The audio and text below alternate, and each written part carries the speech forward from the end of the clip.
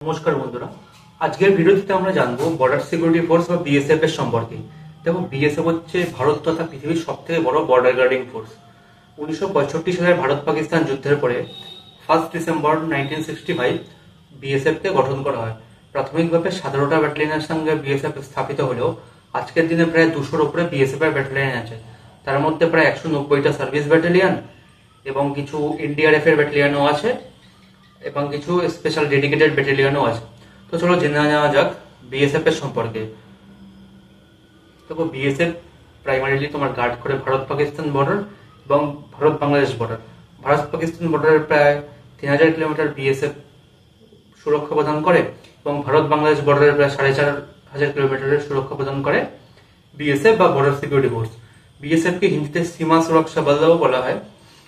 তো বিএসএফ এর ড্রেস কেমন হয় সেটা প্রথমে আলোচনা করা যাক। বিএসএফ এর দেখো মূলত 3টে ড্রেস হয়।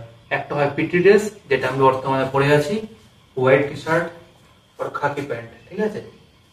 আর একটা হয় খাকি ইউনিফর্ম, যেটাকে বলা হয় অফিসের ইউনিফর্ম। তো অফিসের ইউনিফর্মটা কেমন সেটা আমি থাম্বনেলে দিয়ে দেবো, তোমরা দেখে নেবে।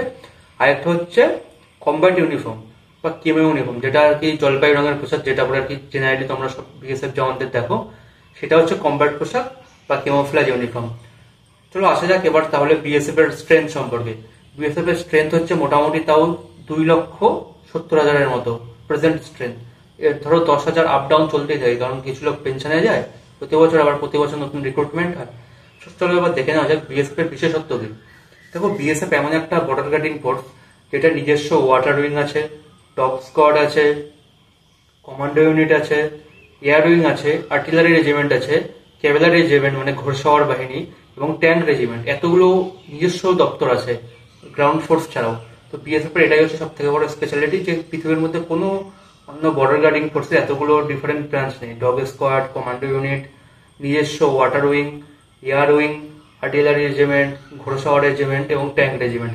তোমরা অনেকেই দেখেছো যে নকশাল এরিয়ায় যখনই কোনো জওয়ানরা বিপদে পড়ে বা মেডিকেল সাপ্লাই পৌঁছে যাওয়ার জন্য বা খাওয়ার পৌঁছে যাওয়ার জন্য হেলিকপ্টার ইউজ করা হয়, সেই হেলিকপ্টার বা ফ্লাইট গুলো মূলত বিএসএফ এরই হয়।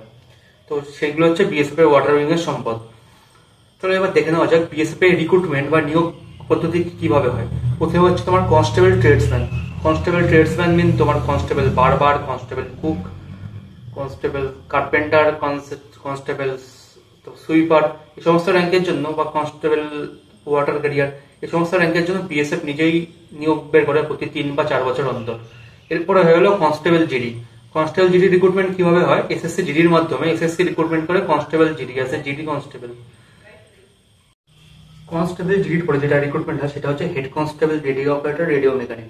Head constable radio operator radio মেকানিকের জন্য তোমাকে 12 পাস করতে হবে উইথ ফিজিক্স কেমিস্ট্রি ম্যাথামেটিক্সে মিনিমাম 60%। আর এটার ভ্যাকান্সি প্রতি 2 বছর বা 2.5 বছর অন্তর অন্তর চলে আসতে থাকে। এটা হয় লিমিটেড ভ্যাকান্সি। তারপরে যেটা হেড কনস্টেবল র্যাঙ্কে রিক্রুটমেন্ট হয় সেটা হচ্ছে হেড কনস্টেবল মিনিস্ট্রিয়াল।